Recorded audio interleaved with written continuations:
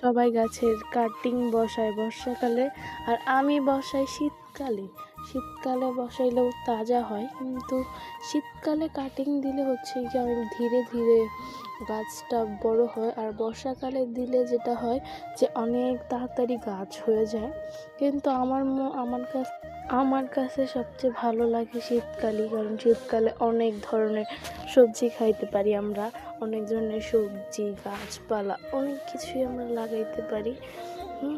এইটাও আমরা শীতকালেই দিছিলাম আগের বছর, এই বছর তাও হয়েছে। আর আমার কাছে একটা লাল জবার কাটিং আমরা বসাইছি, যেটা এই 1 সপ্তাহ আগেই বসাইছি, তাও তাজা। এখন দেখা যাক এটা হয় নাকি।